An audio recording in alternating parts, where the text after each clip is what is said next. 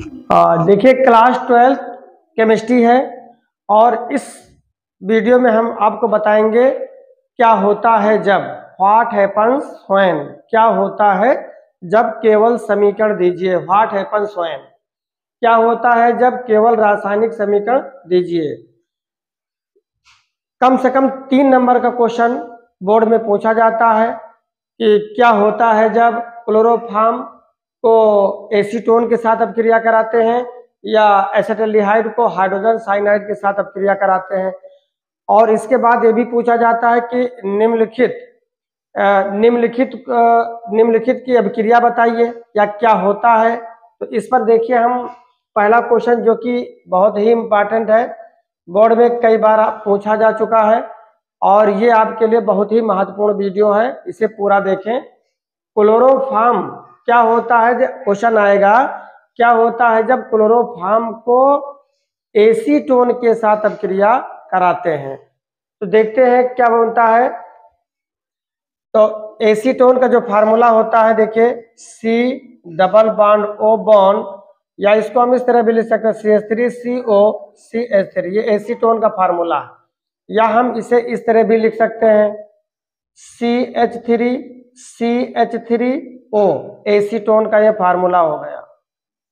Acetone को किसके साथ, क्लोरोफॉर्म CHCl3, ये क्लोरोफॉर्म का फार्मूला है।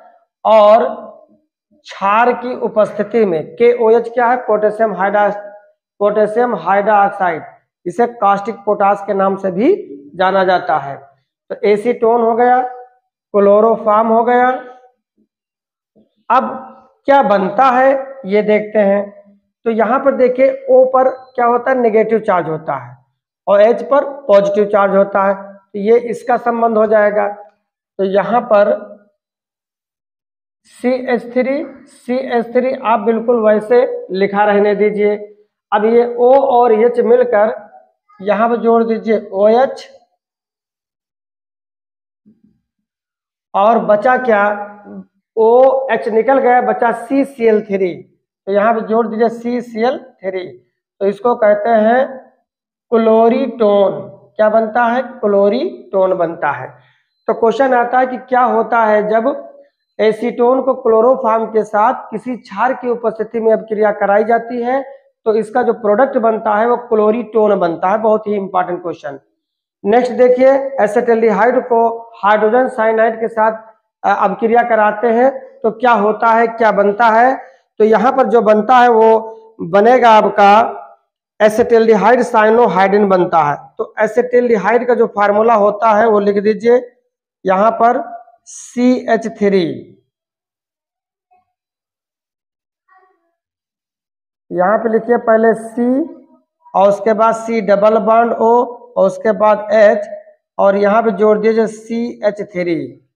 तो कार्बन की वैलेंसी देखिए यहाँ पर कंप्लीट है 2 3 4, 2 3 4। तो इसको कहते हैं एसिटाल्डिहाइड,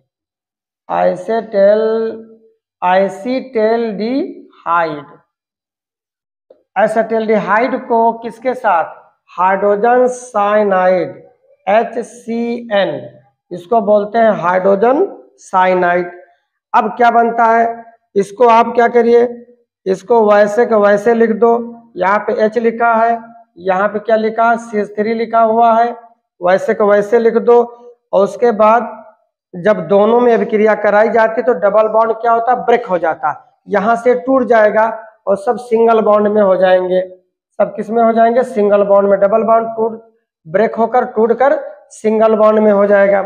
अब यहाँ पर देखना है कि ये इस पर नेगेटिव चार्ज होता है और इस पर पॉजिटिव चार्ज होता है। तो एक किनारे पर यहाँ पर OH जोड़ दीजिए और उसके बाद जो बचा OH यहाँ पर हो गया, बचा क्या, CN बचा।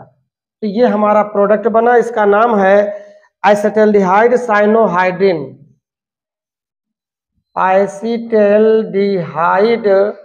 एसिटाल्डिहाइड साइनोहाइड्रिन बनता है। तो फिर से देखिए, ये एसिटाल्डिहाइड का फार्मूला है, ये हाइड्रोजन साइनाइड है, दोनों अपक्रिया करेंगे। जब दोनों आपस में अपक्रिया करेंगे तो इस पर होता है प्लस और इस पर क्या होता है माइनस होता है, और इस पर क्या होता है माइनस होता है। तो ये माइनस और प्लस अब क्रिया करेगा, यहाँ पर OH आ जाएगा और यहाँ पर क्या बचेगा CN बचेगा। तो क्वेश्चन आएगा क्या होता है जब एसिटाल्डिहाइड को हाइड्रोजन साइनाइड के साथ अब क्रिया कराते हैं, केवल समीकरण दीजिए। तो आपका आंसर होगा एसिटाल्डिहाइड साइनोहाइड्रिन बनता है। तो ये एसिटाल्डिहाइड का फार्मूला है, ये हाइड्रोजन साइनाइड का फार्मूला है, और यहाँ पर जो बनकर तैयार हुआ है वो एसिटाल्डिहाइड साइनोहाइड्रिन। CH3 उसी तरह लिखा हुआ है, H उसी तरह लिखा हुआ है, OH यहाँ भी लिखा गया है, बाकी जो CN बचा यहाँ भी लिख दिया गया है। देखिए नेक्स्ट देखिए, अब देखिए यहाँ पर तीसरा है कैसे प्राप्त करोगे, कैसे प्राप्त करोगे शर्करा के, शर्करा का मतलब चीनी होता है शक्कर, शर्करा के किण्वन से एथेनॉल या एथिल एल्कोहल। तो कैसे आप प्राप्त करोगे शर्करा के किण्वन से एथिल एल्कोहल या एथेनॉल। एथेनॉल एथिल एल्कोहल का IUPAC नेम होता है। तो सबसे पहले यहाँ पर शर्करा कहा गया, शर्करा का मतलब होता है शक्कर चीनी, तो जबकि फार्मूला होता है C12H22O11, ये आपका शर्करा शक्कर हो गया। इसको आप जल में घोल दो, इन्वर्टेस एंजाइम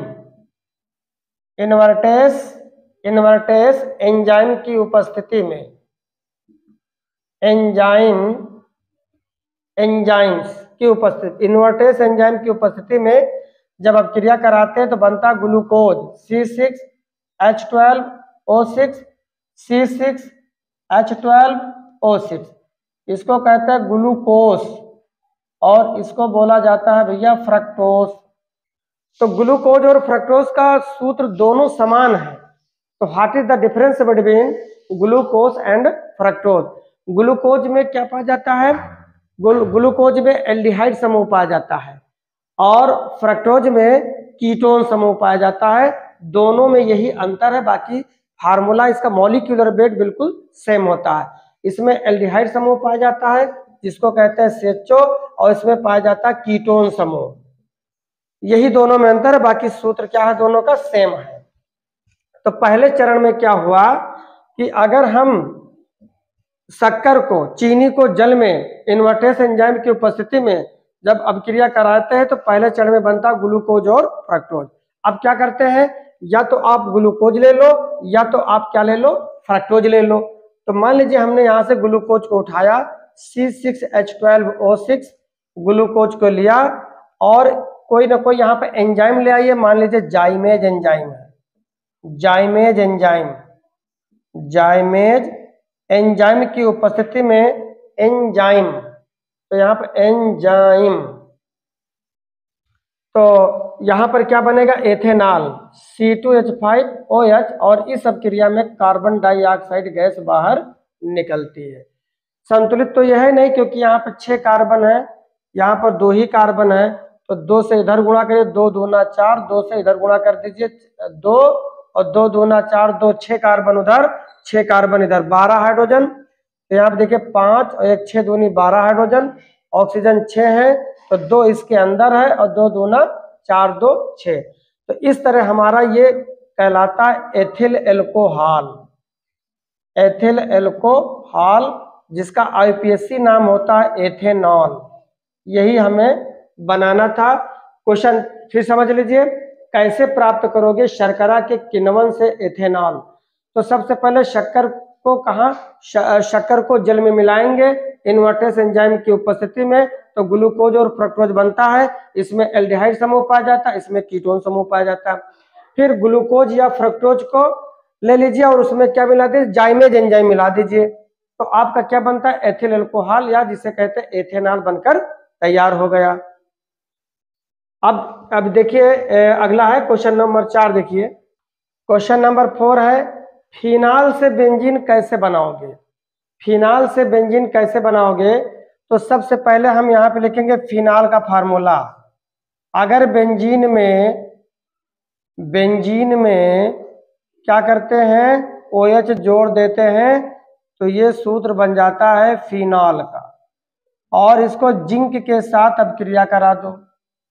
फिनाल को जिंक के साथ अपक्रिया करा दीजिए तो यहाँ पर बन जाएगा क्या बनेगा, बेंजीन बनता है।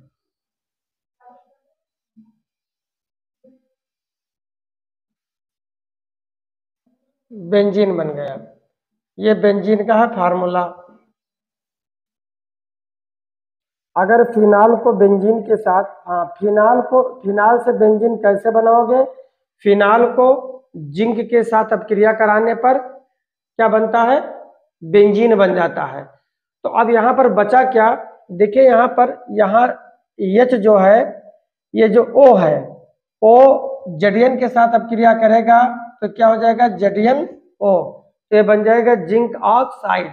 ये H कहाँ गया, H इसी पर है, क्योंकि बेंजीन के 6 कोने पर 6 कार्बन होते हैं और 6 हाइड्रोजन होते हैं।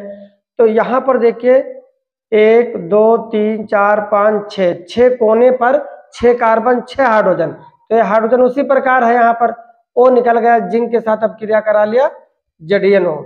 तो फिनाल को जिंक के साथ अपक्रिया कराने पर बेंजीन बन जाता है। फिर कह रहा कि डाई एथिल ईथर को 373 केल्विन पर हाइड्रोजन आयोडाइड के साथ गर्म करने की अभिक्रिया का समीकरण दीजिए।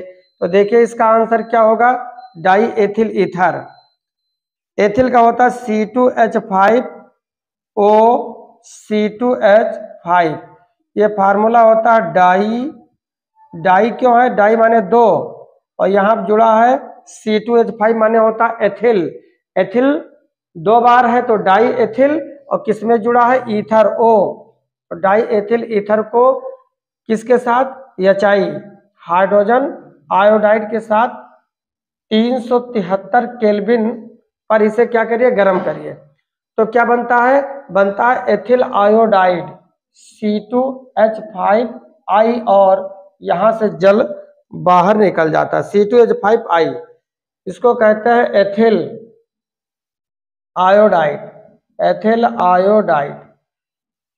यहां हमारा जो प्रोडक्ट बना है एथिल आयोडाइड बना हुआ। अब संतुलित कर लीजिए, देखिए यहाँ पर 2 2 4 कार्बन है और यहाँ पर 2 ही, तो इसको 2 से मल्टीप्लाई कर लो तो 2 दूना 4 कार्बन, तो यहाँ पे 2 2 4 कार्बन हो गया, और यहाँ पर 5 5 10, यहाँ पर हाइड्रोजन चेक कर लीजिए, 5 दूना 10 हाइड्रोजन है, यहाँ पर 5 5 दूनी 10 और 2 12 हाइड्रोजन उधर है, और इधर 5 5 10, इसका मतलब इधर भी 2 होना चाहिए, 5 5 10 और 10 2 12 हाइड्रोजन। तो यहाँ पर देखिए 5 5 दूनी 10 2 12 हाइड्रोजन, एक O है तो एक O है, तो ये हमारा जो है संतुलित समीकरण माना गया। तो डाई एथिल ईथर को हाइड्रोजन आयोडाइड के साथ 373 केल्विन ताप पर जब गर्म करते हैं तो एथिल आयोडाइड का निर्माण होता है। तो इसमें हमने 5 क्वेश्चन आपको बताए हैं। अगर आपको मेरी वीडियो पसंद आ रही है तो इसे लाइक करें, शेयर करें। थैंक यू फॉर वॉचिंग, मिलते हैं नेक्स्ट वीडियो।